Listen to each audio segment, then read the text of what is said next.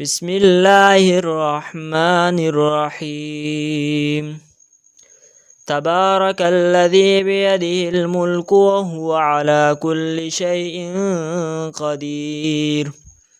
الذي خلق الموت والحياة ليبلوكم أيكم أحسن عملا وهو العزيز الغفور الذي خلق 7 سماوات طباقا ما ترى في خلق الرحمن من تفاوت فارجع البصر هل ترى من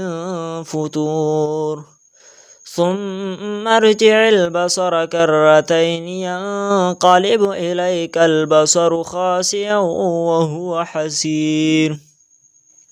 ولقد زينا السماء الدنيا بمصابيح وجعلناها رجوما للشياطين وأعتدنا لهم عذاب السعير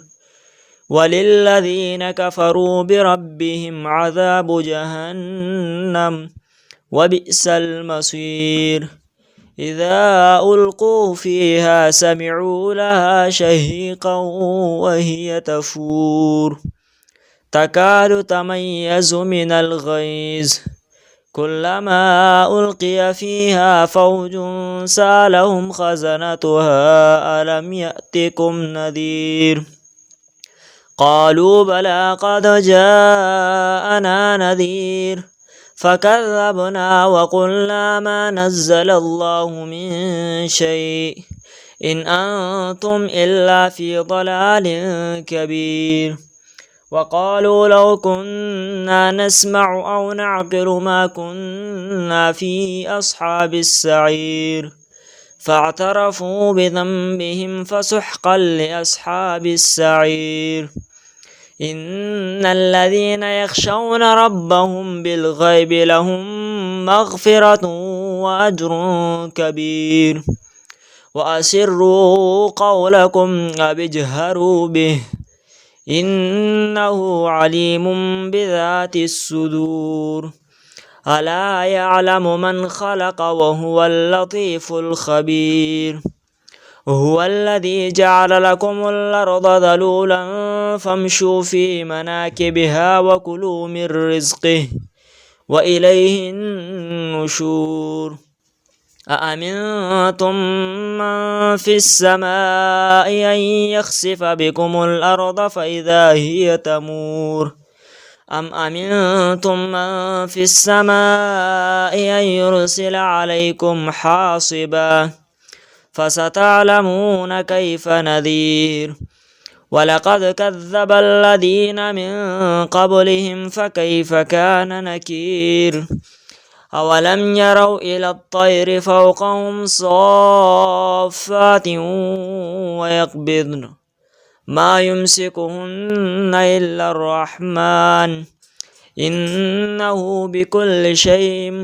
بصير أمن هذا الذي هو جند لكم ينصركم من دون الرحمن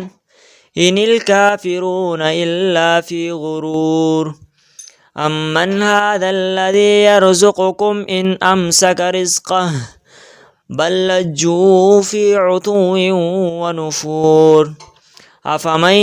يمشي مكبا على وجهه أهدى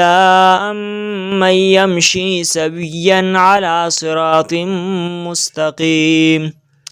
قل هو الذي أنشأكم وجعل لكم السمع والأبصار والأفئدة قليلا ما تشكرون قل هو الذي ذرأكم في الأرض وإليه تحشرون ويقولون متى هذا الوعد إن كنتم صادقين قل إنما العلم عند الله وإنما أنا نذير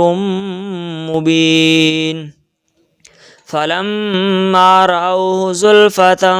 سيئت وجوه الذين كفروا وقيل هذا الذي كنتم به تدعون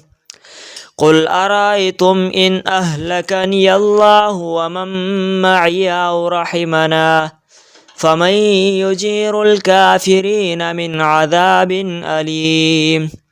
قل هو الرحمن آمنا به وعليه توكلنا فستعلمون من هو في ضلال مبين قل أرأيتم إن أصبح ماؤكم غورا فمن يأتيكم بماء معين